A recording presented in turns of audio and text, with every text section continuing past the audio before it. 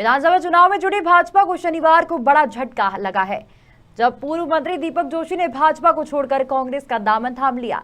दीपक जोशी के कांग्रेस में शामिल होने पर इंदौर के वरिष्ठ भाजपा नेता और राष्ट्रीय कवि पंडित सत्यनारायण सत्तन ने कहा कि दीपक जोशी के जाने से भाजपा को कोई फर्क नहीं पड़ेगा। साथ ही उन्होंने कहा कि दल बदल की राजनीति पर वो विश्वास नहीं रखते। उनकी मुखरता साफ तौर पर सामने आई है। उन्होंने यहाँ तक कि उनके साथी जो मंत्री जो विधायकगण हैं उनको भ्रष्ट तक करार कर दिया है। आप कैसे देखते हैं इसको? किनको भ्रष्ट करार दे दिया? सीपिया जी के साथ जो भी आए हैं, उधर से इधर जो आए हैं। ये भंवर सिंह जी के विचार हो सकते हैं, तब तक सही हो सकते हैं जब तक वो सही है। कहा तो ये भी जा रहा है कि वो भी पार्टी छोड़ के जा रहा है। एक पार्टी छोड़ करके जाने वाला दूसरा पार्टी छोड़ करके आने वाले पे उंगली उठाए, कहीं ना कहीं आपके विचारों का समर्थन भी किया है उन्होंने। नहीं, मेरे और उनके विचार, मेरे उनके जो संबंध और संपर्क हैं वो आज के थोड़ी हैं। भारतीय जनसंघ के समय से हैं, कंधे से कंधा मिला करके हम दोनों ने काम किया है। भारतीय जनता पार्टी के लिए काम किया, काम करते रहे। कहीं ना कहीं उनके मन में जो विक्षोभ था, उस विक्षोभ को उन्होंने अपने तरीके से प्रकट किया। और मेरी मान्यता ये है, आज भी मैं जब आपसे चर्चा कर रहा हूँ तो मेरी मान्यता ये है कि भंवर सिंह जी पार्टी छोड़कर नहीं जाएंगे। खबर एक ये भी चली है कि आपके दिग्विजय सिंह से भी संपर्क हो रहे हैं अभी। बहुत पुराने, आज से थोड़ी है। नहीं, इन परिस्थितियों में संपर्क होना तो उनका एक टेलीफोन आ जाने से ही एक प्रश्न पैदा हो गया। ये प्रश्न उनके एक टेलीफोन आ जाने से ही हो गया। अब वो वहाँ पर जो बैठा हुआ जो संपर्क का मिश्रा, कार्यालय का जो काम देखते हैं मिश्रा जी, वो मुझे सम्मानित भाव से देखते हैं, भैया बंधु की तरह देखते हैं, गुरु की तरह देखते हैं। तो उनके माध्यम से बातचीत होती रहती है। तो उसमें मैं क्या कांग्रेस में चला जाऊंगा, या दिग्विजय सिंह से मेरी बात होगी तो मैं कांग्रेस में चला जाऊंगा? तो ठोक के आपके इन्हीं चैनलों पे कह चुका हूँ कि मैं जहाँ पर हूँ वहीं पर हूँ। दल बदल में विश्वास नहीं रखता मैं। जिस पेड़ को हमने सिंचित किया है, उगाया है, उसको अपने हाथ से काटने नहीं देंगे, और अगर कोई काटेगा तो उसको काटने से भी रोकेंगे। ये तो हमारा दायित्व है, धर्म है। लेकिन हमारे में अगर कहीं पर कोई कमजोरी दिखेगी तो उसमें इंगित करने से भी नहीं चूकेंगे। और वो इंगित करना ही पाप हो गया मेरा। जो आप सब ये समझ रहे हो कि पार्टी विद्रोही हो गया या हो गया, नहीं। ना तो मेरे मन में किसी प्रकार की अभिलाषा है, ना कोई पद पाने के लिए ये कार्य मैंने किया। आम कार्य। कुछ नेता जो हैं वो कांग्रेस में जा रहे हैं। वरिष्ठ नेता कैलाश जोशी के बेटे, जिन्होंने संगठन को, पार्टी को खड़ा किया, उनके बच्चे कांग्रेस में जा रहे हैं। कैलाश जोशी जी का जहाँ तक सवाल है, वो हमारे वरेण्य पुरुष हैं, सम्मान्य पुरुष हैं, पार्टी को जीवन दान कर देने वाले लोगों की श्रेणी में आते हैं। माननीय ठाकरे जी के साथ मिल करके संघर्षरत रहने वाली जो पीढ़ी थी, उस पीढ़ी के साथ में यात्रा करने वाले पुरुषों में से एक पुरुष है। उन्होंने अत्यंत कष्ट सहन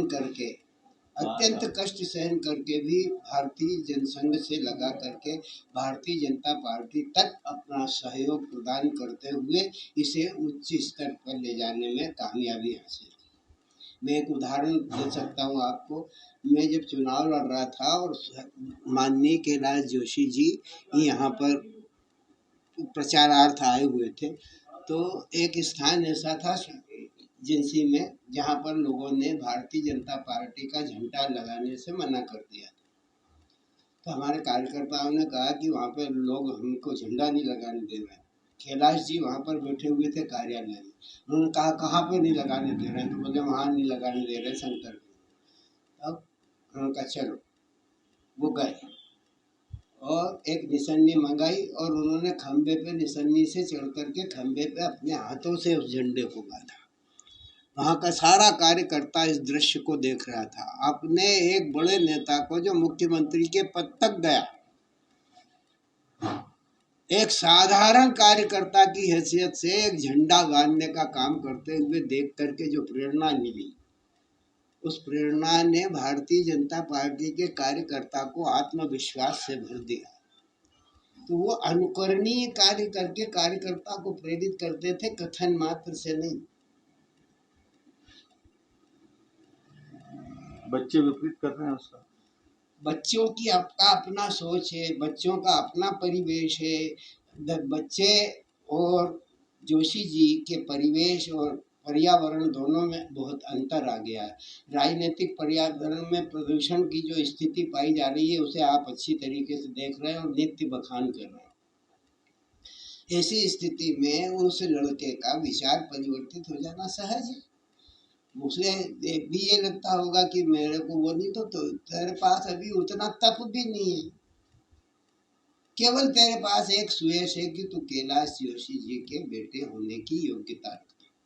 तो अब हर विधायकों की अदला बदली हो जाती है, इसको किस तरह से देखते हैं कि सरकार किसी ये प्रजातांत्रिक प्रक्रिया है, किसी भी पार्टी में हो जाता है। विधायकों की अदला बदली, कैंडिडेट्स बदल जाते हैं, क्षेत्र बदल जाते हैं और हटा दिए जाते हैं। अभी भी जब टिकट का समय आएगा तो बहुत सारे लोग खारिज हो जाएंगे, बहुत सारे लोग जारी हो जाएंगे। तो उपयोगिता विकास नियम काम करता है। उपयोगिता ह्रास हो गई तो बाहर हो जाएगा, उपयोगिता विकास कर गई तो स्थान पर जाएगा। तो ये क्या बदला लेना जा रहा है गुरु जी? अटल जी की सरकार एक वोट से गिरी थी मध्य प्रदेश में। अटल जी तो एक वोट प्राप्त करने के लिए चिमटे से भी छूने को तैयार नहीं थे। नहीं तो 1 करोड़ में तो 20 आ जाते। लोगों ने कहा भी कि एक ही तो कमी है, बोले मैं तो चिमटे से भी भ्रष्टाचार का स्पर्श नहीं करूंगा। कहाँ है वो भावना? आज किसके पास है वो भावना? जो युग पुरुष होते हैं वो अपने चरणों के निशानात छोड़ करके जाते हैं। उनके पद चिन्हों पर समाज चलता है, उनके पद चिन्हों पर संगठन चलता है। अटल बिहारी वाजपेयी के जो चरणारविंद हैं उनके निशानों पर चलेगी अगर भारतीय जनता पार्टी, तो उसकी यशस्विता को कलंकित करने का कारण कोई नहीं बन सकता। पूरी पार्टी चलाते हैं, आपका ही कहना रहता है, लेकिन अब चुनाव भी आने वाले मध्य प्रदेश में। तो 2 लोग चला ही रहे। आप इसको भाजपा समझ लोगे, मैं कांग्रेस को कह रहा हूं, क्योंकि वहां भी 2 है, यहाँ भी 2 है। अब 2 का आंकड़ा ऐसा है कि अब वो तो अपनी पार्टी को ही छील रहा है। तो इन दोनों में से कौन भारी 2 है आपकी दृष्टि से? आपकी दृष्टि से 2 में से कौन 2 भारी 2 है? कांग्रेस भारी है। हाँ, 55 साल राज किया, 56 साल, अभी 10-12 बरस ही हुए।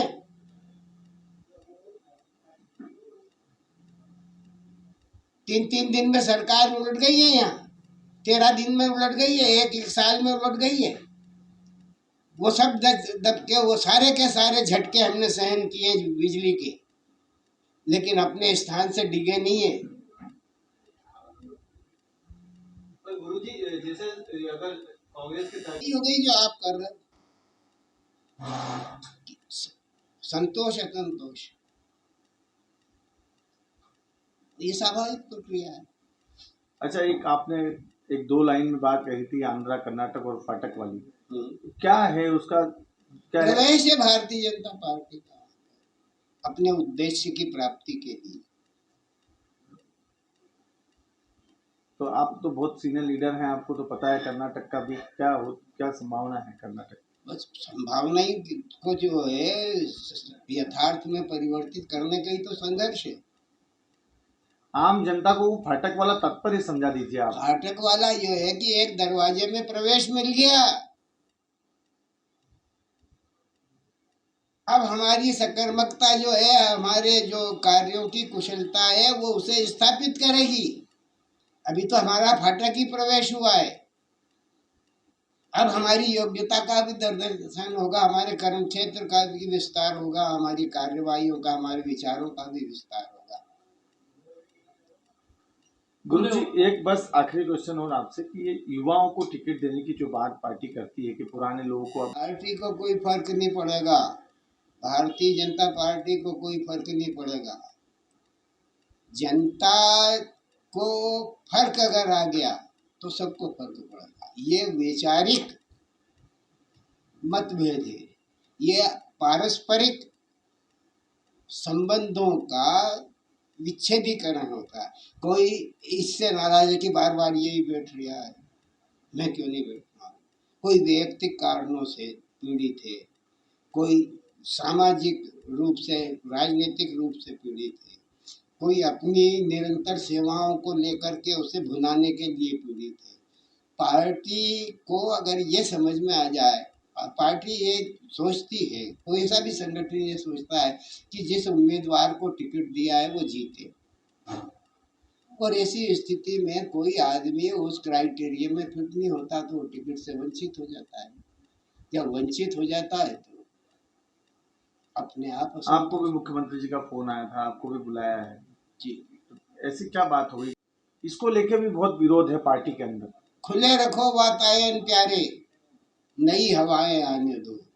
अगर आप अपने मकान में झरोखा नहीं बनाओगे तो हवा के लिए तरस जाओगे। अगर आप अपनी पार्टी को सशक्त और मजबूत बनाना चाहते हो तो नई पीढ़ी को दिया जाने वाला प्रोत्साहन कभी रुकना नहीं चाहिए। यदि नई पीढ़ी को दिया जाने वाला प्रोत्साहन रुका तो कम से कम वो जो हमसरी के लोग हैं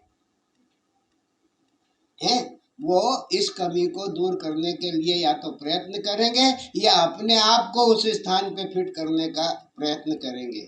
और जब प्रयत्न करेंगे तो उस प्रयत्न में सफलता के भाव जो हैं वो दिखाई पड़ेंगे। उद्धव भंवर सिंह से स्वार्थ जनित हो गया ना, स्वार्थ जनित हो गया ना मामला कि टिकट नहीं मिलेगा तो पार्टी में नहीं रहूंगा। अच्छा, भारतीय जनता पार्टी में भी ये हो रहा है कि जो पुराने कार्यकर्ता हैं जिन्होंने पार्टी को खड़ा किया उनका अनदेखी की जा रही है, चाहे आप हुए हैं, चाहे भगत सिंह शेखावत हुए हैं, तो ये क्यों हो रहा है ऐसा पार्टी में? देखिए, आदमी को अपने आप का अंकेक्षण करने का अधिकार स्वतः प्राप्त है। वो किस योग्य नहीं।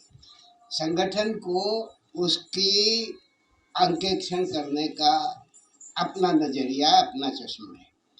उसके चश्मे से पार्टी उसे नहीं देखती और पार्टी के चश्मे से वो अपने आप को नहीं देखता।